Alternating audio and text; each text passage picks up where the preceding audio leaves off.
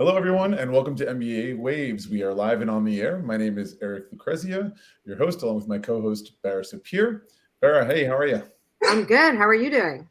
I'm good. Oh, I can hear you're accompanied by a canine friend, huh? This is a foster dog. I'm big in dog rescue, and they need fosters. So anyone listening, if you ever had an inkling, foster.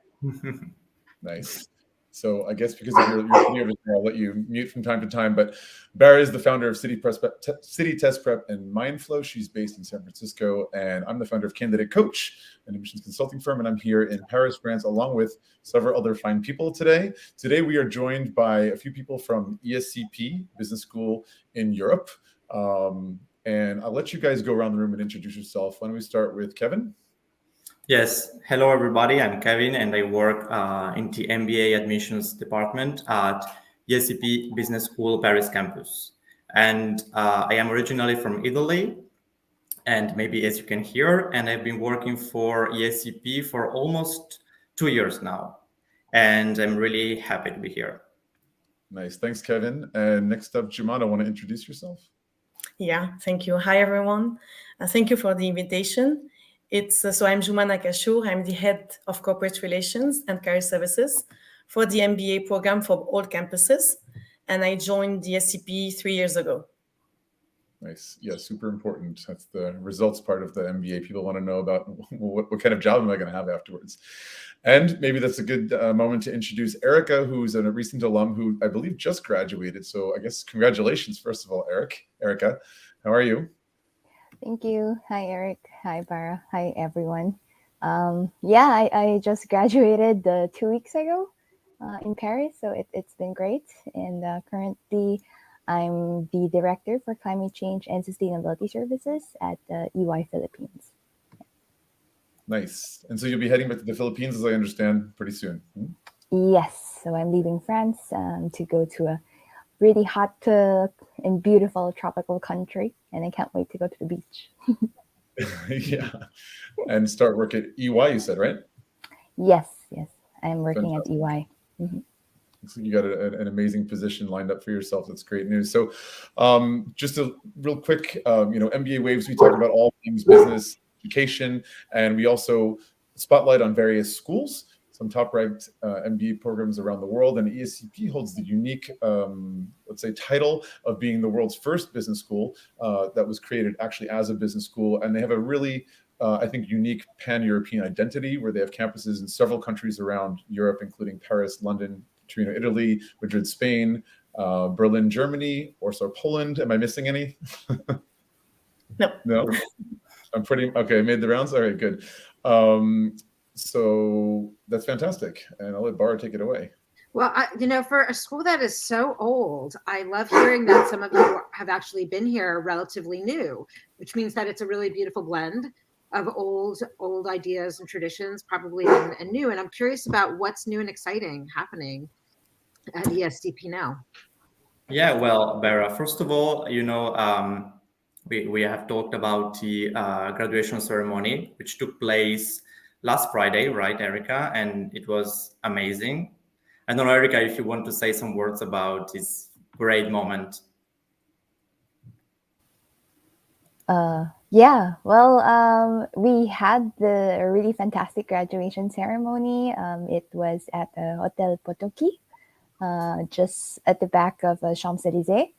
And it was a beautiful place. Everything was really great. Aside from the crazy heat wave that we've experienced, I think it was around like 38 degrees. So that was pretty tough. But seeing everyone, hearing where they are right now as well, because our program actually ended last year. And so everyone also started working. It was great to reconnect and see how everyone is when it comes to like where they are in terms of career. Some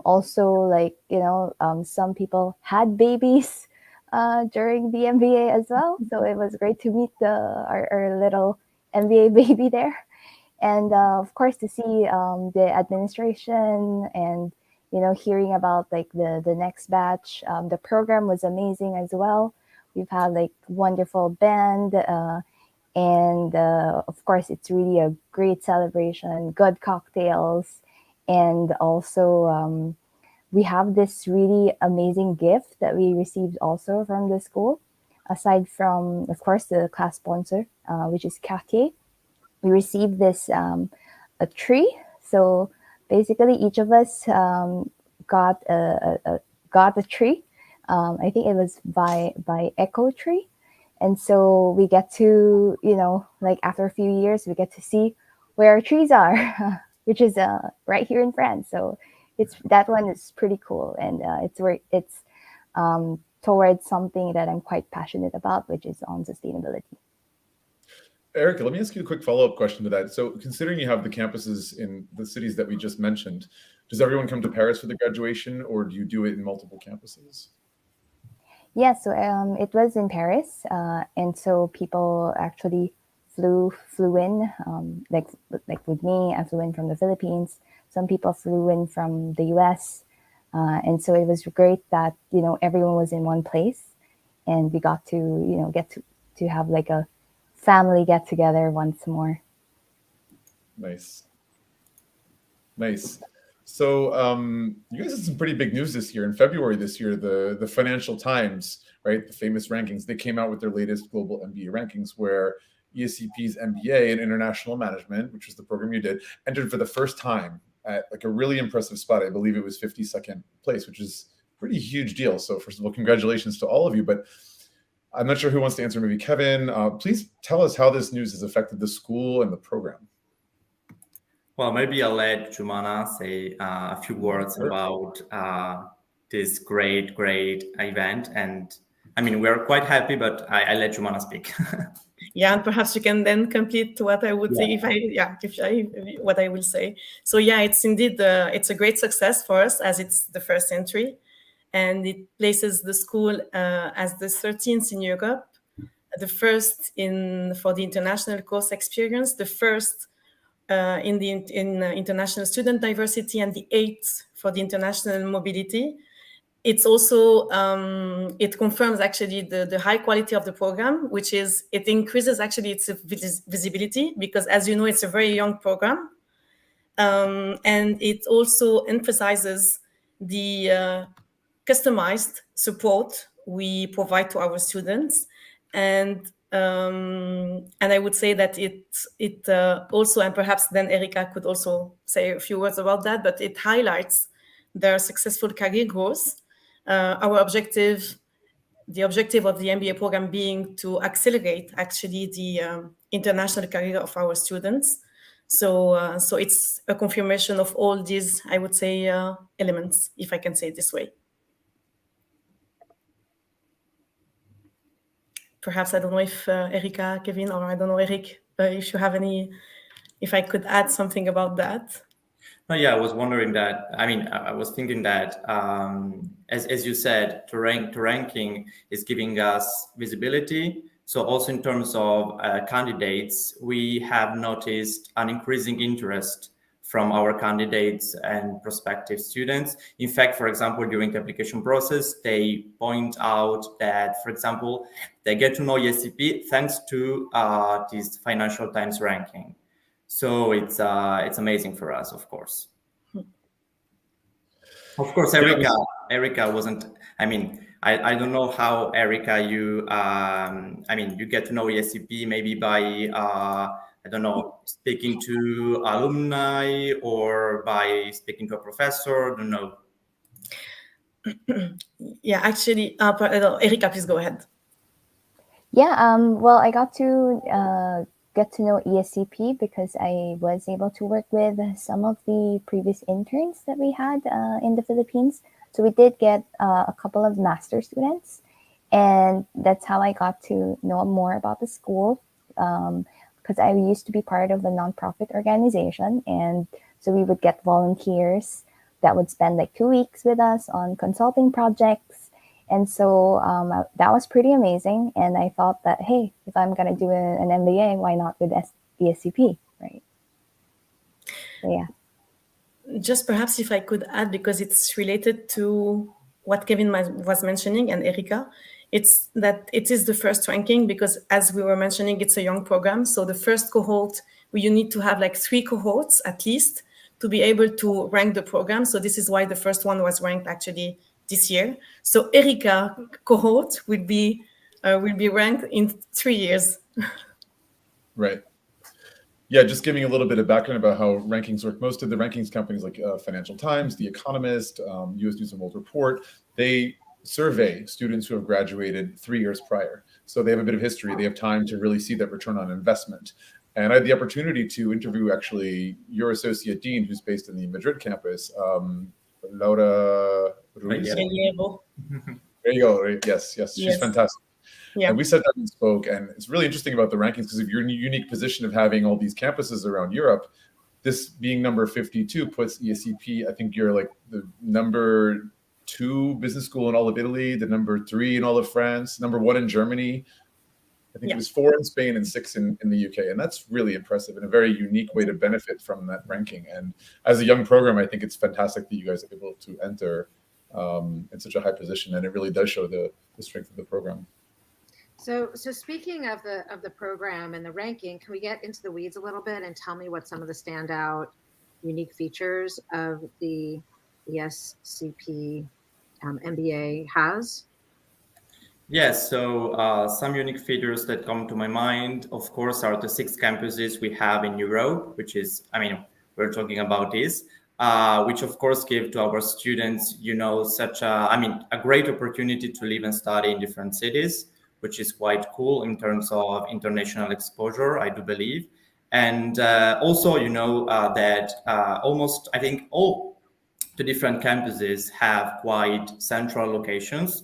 So, for example, as Eric knows very well, because we met into Montparnasse campus, where I'm based right now, the Montparnasse campus in Paris is very central, as well as the République one, because we have 2 different campuses in Paris. So the MBA staff and the MBA classes take place here in Montparnasse. So also the centrality of the different campuses is something quite great, I do believe. And when candidates have to choose which MBA they want to do, they also look at this kind of things, of course. So the location of the different campuses.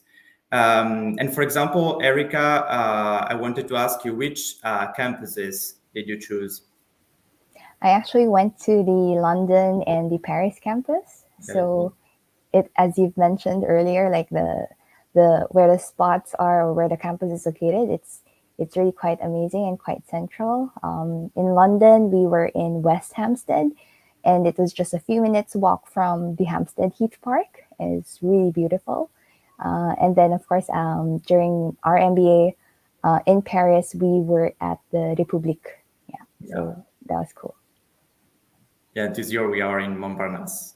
If you didn't know, I don't know if you know that, but yes. we have changed the campus. So it's also, I think, important to say that the program is only 10 months long. So because at ESCP, we believe that quite a short program would be beneficial for our students, also in terms of career opportunities. And also, we have what we call an onboarding period, where students can follow some online classes. For example, languages courses, maths, computer skills, principles of finance, and all these courses are taught online. They last for 3 weeks before the beginning of the on-site program. So we like to call it a sort of summer school. So all the students are together online following these courses before coming to Paris for what we call the induction seminar, where all the cohort is based in Paris. And then sorry, Eric. That's a mandatory part of the program, the onboarding one?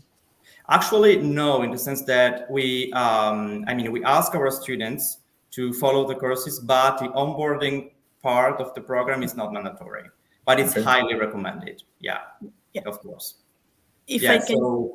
Sorry, Kevin, please go ahead. No, that's all. We're quite, as I said, we always push our students really to follow this kind of courses. Yeah, I was just, perhaps, Eric, if I may, I was just going to add to this onboarding period what we call the ILIP seminar, which is actually, it is, so Kevin was mentioning that it's again not mandatory, but we make sure that all MBA students join actually the ILIP seminar before coming on campus. The objective of this seminar is to put them in contact before they arrive on campus with all the career services from all campuses. It's held online with alumni, but also with key business leaders, and also to meet between each other, because we have different sessions and different working groups, so they can meet with each other before meeting like in person on campus. So when they're on campus, I know that, the admission team, they organize, like they have a dedicated page, so they meet together, but it's also, the ILIP is also a way to meet together and to start thinking about their professional goal and how we can help them actually. Yeah, you're starting building your network already. So when they do meet in person, the kind of the ice is already broken. Like, oh, I remember you from the thing last week or whatever. Yeah, that's great. So this is probably more of a Kevin question, but you guys can decide how you want to respond. Let's talk a little bit about the admissions process at ESCP. Many of our listeners today are thinking about applying to your program. And so like, what should they expect? What are some suggestions you like to offer in terms of being a great applicant for ESCP? Yeah, thank you, Eric. So, well, certainly academic skills are very important, but for example, a high GMAT score is a plus, like for every single business school, I suppose. But leaving aside all the academic skills, what we consider more important is the candidate's personality and how this personality can differentiate him or her from other applicants. And of course, a way to let us know that you are a good candidate is both by taking care, of course, of the application file, the application process. So, for example, answering in a proper way to the questions, to the essay questions, for example, or try to give quite a good summary of your work experiences, for example. But also, it's very important for us to. That's what I always suggest to, our candidates, to try to be themselves, basically. Also during, of course, the interview they have with the MBA Associate Dean and the MBA Director of Studies. So we always push them to be themselves. And because, of course, during the interview, there won't be tricky questions. It's a very, it's a way to get to know the candidate. So it's a very human interaction. Maybe I don't know, for example, I don't know if you, Erika, remember something about your, the application process or also the interview itself. Yes, well, I do remember bits and pieces, I guess, because I took the application 2019, I believe, like wow. December. So that was pre-pandemic. Yeah, a long time ago. Yeah, and so what I remember would be I actually took the equivalent test. I'm not sure if it's still happening. Yeah, actually, yes. Okay, go ahead. Sorry. Yeah, so I did not really take the GMAT, but ESCP offers something quite similar. So you have this platform where you just have to click, and then there will be someone who will be watching you take the online exam. So we have one for math, I think, and one is for reading comprehension. And so I guess the results of that would kind of be an equivalent to the GMAT. That was pretty memorable to me, just because I haven't done that in quite a while. And also, like with the interview, it was also pretty fast. Like the entire application process for me was quite fast. I think it took less than a month for me to receive my acceptance letter. So that was pretty great. And ESCP was also pretty responsive during that time. Yeah, thank you, Erika. In fact, what we offer, we always push our candidates to pass the GMAT or an equivalent test like GRE, for example. But what we offer them, when a candidate submits the application, we offer him or her to pass the, let's say, an alternative test to the GMAT. That it's internal to ESCP. So results, of course, remain confidential, but it's a way, for example, a candidate doesn't want to pass to GMAT for personal reasons, we give him or her the chance to pass this alternative test that Erika was talking about. So it's a great opportunity again for our candidates. But still, if you want to apply for different schools, we always push our students to pass to GMAT, because of course they can keep the results and, as you know, apply for different business schools. Sure. So since you have multiple campuses, do students come on campus themselves to visit? Do they come to Paris or to one of the other campuses? Or do they go to multiple ones to visit? Or do they just go to one? Or is it virtual? Joumana, maybe. Oh no, I'm gonna go. Yeah, actually, during COVID, it was more virtual. Now we host many events also on campus. So we have formal and informal events, big and small events. I mean, it depends, but actually we are pushing our students to come on campus. So for example, we have, for example, French candidates coming to the French campus, and I'm sure we have, Italian people going to Turin campus, people from Spain going to Madrid campus. You know, it's quite, all the campuses are different, of course. So, for example, you know, students have to choose a track, a specific track. For example, this year we offered 3 different cities for the first semester, Turin, London, and Paris, and 3 different cities for the second semester. So Paris, Berlin, or Madrid. So it's better maybe we ask, if they can, of course, to our candidates and students to go to visit the campus, because at least they have an idea of how the campus is organized. So for example, as I said, we have on-site MBA afterworks, we call them. For example, as I said, campus tour, or also doing the campus tour is not only an opportunity, you know, to know the campus, to get to know the campus, but it's also a way to meet current students and also, of course, the MBA team, us, the admission team. Or for example, we recently had, and Joumana, you remember that, an on-site career breakfast where we discuss, career opportunities. Candidates met some alumni. So maybe Joumana, you want to say something about this event? Yeah, actually, I can't remember the number of candidates, but we had many candidates on campus. And we organized, as Kevin was saying, a breakfast, and they met with the current students and they met with the alumni, but also with the team. And we kind of discussed the program, what we provide as career services, and how we can help them actually to achieve their professional objectives. This is, everything related. I would say the final objective is to find their dream job, if we can say it this way. So we were here to answer all the question, and it was. It was very much appreciated by the candidates. They're always asking for more of this kind of events. Yeah, true. Also, in terms maybe of online events that we offer them, we have many MBA webinars that are organized on a regular basis.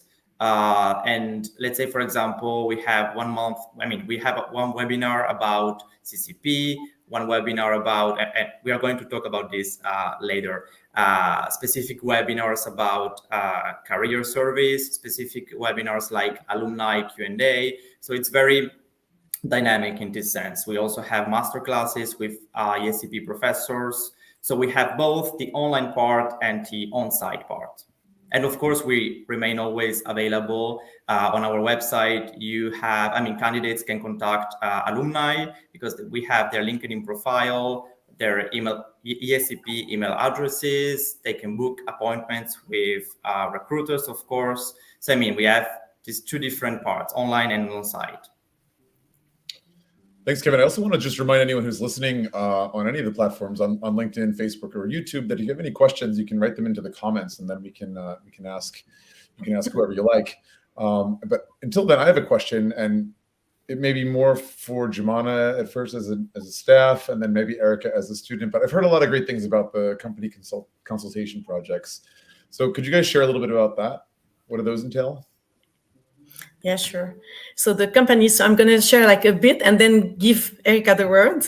So the company consultancy project, there are like key elements in the program. The student, they have 2 company consultancy projects during these 10 months. And it's like 2 CCPs, I'm going to say it this way. So 2 CCPs on two different campuses. So it gives them the opportunity to actually work with companies or as consultants on really live projects to get to know better an industry or a field. And I think that one of the specificities is that during semester 2, it focuses on the CSR and sustainability and diversity and inclusion topics. I would just leave the word to Erika, and then perhaps I could, unless you would like me to give you like a few examples of companies we worked with, because it's like depending on the campuses. That would be interesting to the audience, please. Yeah. Sure. So a few examples: we had BNP Paribas, Google, Cartier, Deloitte, the Olympic Committee in Madrid, L'Oréal, Philips, SAP, Siemens, Schneider. Erika, actually, which were the companies you worked for during the 2 CCPs in London and in Paris? I did for London. I was with the Evans Randall Investment Group, and then for the one in Paris, I was with the Maison Cartier. Okay. Yeah. So yeah, it's like small examples, Eric, about the different so the companies in terms of coming from different industries, and of course from different countries, because it's like again related to the different campuses. So perhaps Erika, you could perhaps share Yes, your experience with this. sure. Actually, for me, the CCPs were the highlight of one of the greatest highlights of my MBA experience. Like before joining the MBA, I was actually thinking to do a career shift because for a while I was mostly in marketing, social entrepreneurship, and business development, but I wanted to focus more on sustainability. And given that the CCP, especially on the semester 2, is focused on sustainability, it kind of became like a hook for me, and I got really excited about this. So fortunately, when I was in the London campus, our CCP project was on renewable energy. So Evans Randall wanted us to study the different players of renewable energy, mostly focusing on wind players as well as the electrification, because they wanted to also look at investment opportunities with those different players in the field. So it made me learn a bit more about renewable energy, how it is in the UK, who are the different players, what are the cities investing, and putting up different projects. So that was quite interesting. And then for the second semester, I did a project with our class sponsor, Cartier, where we were tasked to look into sustainable packaging, but making sure to also consider the heritage and tradition of the brand. So, like if you're a luxury company or a luxury brand, it's difficult to please certain customer segments. So we have to make sure that we study all these different market demographics, and then also eventually propose sustainable packaging solutions for them, and what are different packaging trends that the industry is also embracing at that time. So those 2 CCP projects or company consultancy projects really helped me in terms of credentials, as well as I wanted to shift and focus on sustainability. And I believe that because of these experiences, I was able to land a good job and be the director for climate change and sustainability services at EY Philippines. So that was awesome. Yeah. That's a great segue. And I think, sorry to interrupt, Joumana, but I think this is a great segue for you to talk a little bit about what the career trajectories are, because everyone takes a risk and they quit their jobs in order to spend a small fortune on the MBA. And so they want to know what the return on the investment is. And so what services do you offer, and what does your team offer, and what can they think about that both domestically in Europe and also abroad? Yeah. So in terms of career services, and thank you for your question, because this is really one of the specificities of the MBA program, is that the career services are really at the heart of the program. So they are fully integrated in the MBA program. We have, like, for example, a day per week, one day dedicated to the career services activities and events that we organize. No matter what happens, they have one day dedicated to it. So the student can also, it's also a way to help them to devote some time to their professional objective, because Kevin was mentioning earlier that the program is 10 months. It's very intense, very demanding. And this is also a way to give them this opportunity to think about the professional objective and to devote some time to it. And they are in contact, regardless of the campus, they are in contact with the career services from all campuses. So they can be in Paris, but they can be in contact with the career services team, for example, in London, in Madrid, in Turin. So this is also a key element. It's really important, especially when it comes, because one of the services that we provide is the career advisors. They have a pool of career advisors and coaches that with whom they are in contact, like, throughout the program, and who help them to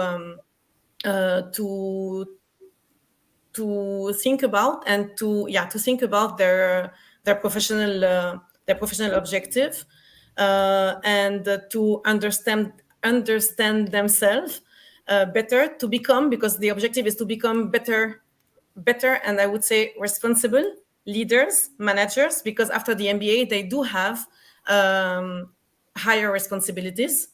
So this is regarding the career advisors service that we provide. We also, our main objective, I would say, is to bring them close to the business environment, to the companies. So we do it through different kinds of events, like company presentations, coffee chat sessions, networking events, the CCPs that we already mentioned, roundtables, what we also call industry-specific workshops or industry-specific roundtables. It's industry-specific, but also function, because sometimes it's not only about the industry, but about the function, knowing that, I would say, if I can give a number, 84%, based on last year, I would say survey, 84% of the students, they experience a change either in the industry, the function, or the country. Sometimes it's at least, I would say, 2 changes over the 3, at least. So these are the kind of services that we provide, but also events, as I was mentioning. So networking events, but also MBA career fairs. So this is really, really important, because the school organizes the fairs for all programs, but we organize, like, specific MBA career fairs for the MBA. So companies who are interested and hiring MBA profiles. And this takes place, so we have the local career fairs, and the European MBA career fairs, they take place online, because we have companies joining from different countries, different regions, and the students, actually, they are also spread over the different campuses. So this is the reason why we organize it online. And one also key element that we already discussed is the Alumni Network. This is key. It's really key. It's key, and I would say that it's one of our strengths. So we really work very closely with the alumni. They come as either to have, like, to do a testimony, but also as mentors, because all MBAs, they have the opportunity to have one alumni as a mentor throughout the 10 months. And based on the feedback that we have every year, we know that it doesn't stop after the MBA. They keep contact, and it really becomes like a really relationship between the alumni and the students. So it's like really what, the community that that is growing and that we are building with them. So perhaps, I don't know, Erika, if you would like to add something. Maybe I forget something that we provide. Well, I guess I'd like to mention also that the career services helped our student society to organize an event as well. So back when I was still in the MBA, me and my co-founder, we started a student society called Women in Leadership Society. And so, of course, given that, you know, we're looking for women-led speakers at the time, also looking into the different companies that eventually we'll be targeting, we would organize certain online events, focusing mostly on the topic, specifically on diversity and inclusion, gender advancement, as well as sustainability. And so the career services team also helped us, you know, plot down a specific date, because each of us have different calendars also, because we're all based in different campuses. So it's quite hard to, you know, like have everyone free on a weekday at a certain time, like for a couple of hours, just because, you know, a lot of things are happening in different campuses. So that was something that's quite memorable also during my experience. Thank you. And if I may add, it's related to what you are mentioning, Erika, and it's really important, is that, I mean, what we organize as career services is not that we set like a program and the students just come as attendees, but they are proactively engaged in everything that we organize. So we have, of course, the calendar of workshops, but in addition, for all the events, it's like ongoing. So whenever there is like, they take like initiatives, we are always here to help them to implement it, to make things possible, to make things happen whenever it's possible, because sometimes there's like external factors that we cannot handle, but usually we try our best to do it. Right. So it sounds like you're empowering the students to create in part what it is that they want to see happening, like the organization that Erika co-founded. That makes sense. So it's really first awesome. Of all, what you're doing as a school sounds incredibly complex with all the different campuses and alumni all over the place, and you're taking advantage of all the technology that's been put in place that COVID is kind of like sort of gifted the world to now have to use more, but it like really makes sense for what you guys are offering. And then you have students like Erika who created this organization, which is, as I heard, it's still going on, right? Even though you've graduated. It is. It is. It's beautiful, like to have that kind of imprint, that kind of mark on your school where you spent just what was it? I guess 10 months, and that's amazing. And then you mentioned a lot about alumni, and I wanted to ask you about that because you always hear like an MBA program is as good as its alumni, right? So what about the Alumni Network? What are some of the activities and services that go along with that?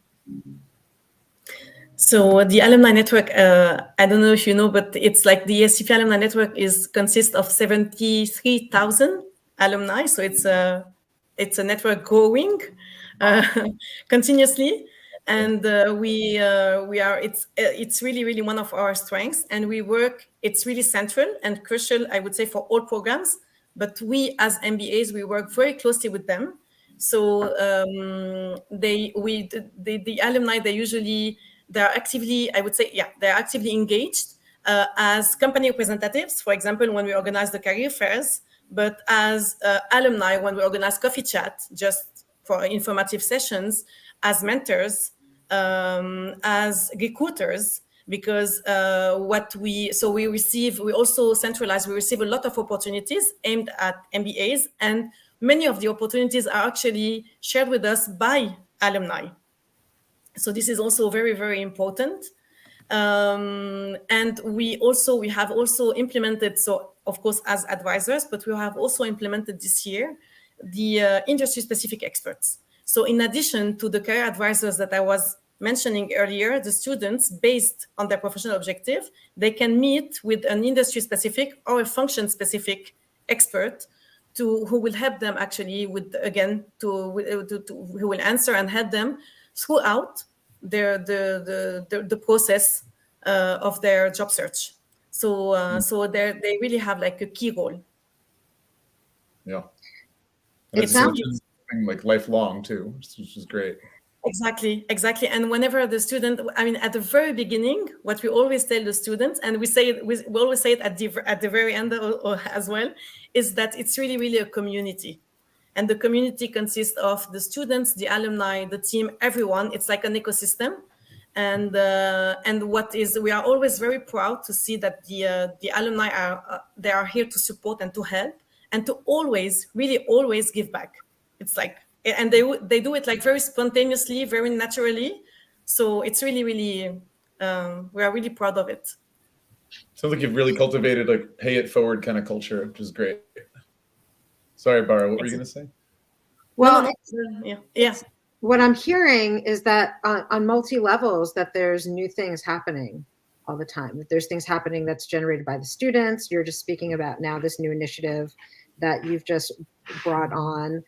So what else is sort of brewing that you're looking forward to? What new initiatives and new projects that haven't yet been started that are in the works? Yeah, I was thinking about the fact that some new campuses will be, we will open some new campuses, for example, in Turin and Madrid, so which is cool. And in terms of, the learning experience, we do care, of course, about the academic success of our students, but also, and especially, I would say in this weird world we are living in, we do care about mental health, the mental wellness of our students. So we really do care about both parts. So it's okay to care about academic success, the future of an MBA student, but also we do care about his, of course, the mental health, the mental wellness, which is very, very important. So what else? We will have, it's actually not new, but I wanted to share it with you. We will have the closing seminar next week with the class of 2022. So we are very happy to, I don't know if I can say where we are going. I would keep it as a secret, but I think they will be very, very happy. And of course, we will welcome the class of 2023 in September. So, I mean, yeah. I don't know if you have, maybe Joumana, something to add. No, just about the closing. Indeed, it's not new, but what happened? I mean, the context didn't allow us to organize it for example, Erika Courteille or the previous one. So I was going to say, Kevin, that we could perhaps say where we were going, but let's keep it. I don't know if we can. I let you decide. Yeah, it's like it's next week, so it's next Thursday actually. So can I share? I'm gonna share it. So anyway, they will know, right? So we are going to spend the day at Reims and do like a visit at one of the Maison de Champagne, champagne houses. So spend the day, visit, and we will have all the cohort. Eric, you're on mute. We cannot hear what you were saying. I was just inserting, sorry, for those who don't know, Reims is the capital of the Champagne region of France. So that's even more interesting. Can I come? Can I come? Yeah, you can, Mara, of course. Of course, you're welcome. No, but it's also a way to gather them, again, because they will be all meeting and it's the last day of the MBA. So it's like, so it started with the induction that Kevin was mentioning. And we had the regatta, and now there is the closing. So it's a way to end this program, like I would say, in a beautiful way. But it's not the end; it's it's the end of the program, but the beginning. Exactly. Yeah, it's lovely. Next chapter. That is beautiful. Exactly. I love that. And you think it's the last moment? Maybe they won't want to leave, so you never know. No, we are taking them all. We're about 45 minutes into this episode of MBA Waves and had a great conversation with ESCP. Final chance if anyone has to ask any questions from the audience, but I'll ask the last question to the group. For those who are interested in learning more, are there any upcoming open houses or anything? Like what's the best thing that people who are interested, candidates or prospective applicants, what's the best thing they should do next? Yeah, I mean, the best thing that they can do, actually, candidates, is trying to contact the MBA ambassadors.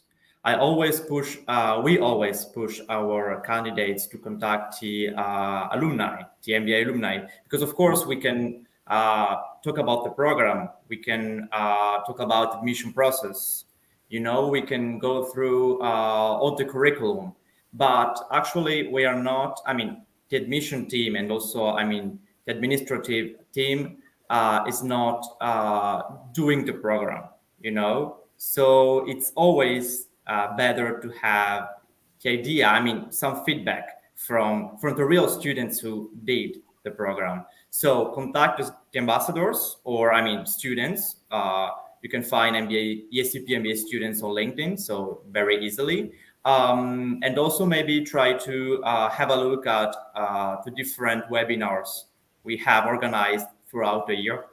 For example, we have many webinars, as I said before, about CCPs or about career service. Also, what we offer on our website is the CV review in order to check if you are eligible for our MBA. And of course, again, contact us. Contact me or Isabel Perna, my colleague. We are here to help, and we really care about your future. And we always try to help our candidates to choose the best MBA for them. Kevin, if you like, you can put an email address, either you or Isabel, or a generic email in the comments, and I'll share that with the audience. I'm gonna do that so that you have my email address. I think what would be also interesting to add to that is each campus also has a visa office or like a visa person, head. I'm not sure what's the title, but because for me, since I'm from the Philippines, I needed to sort out all these visa things. At a time, UK was also about to be it was already Brexit, so the visa was different than the EU, the Schengen. So it was kind of, like all the stuff that I was thinking about before considering the program. So that was pretty helpful, being able to talk to someone about all of these things, telling me what we can do next and how they're going to be helping us jump from one country to another. Yeah. So that was great. Yeah. All right, I'm just popping onto the screen the contact email and thank you for that last comment, Erika.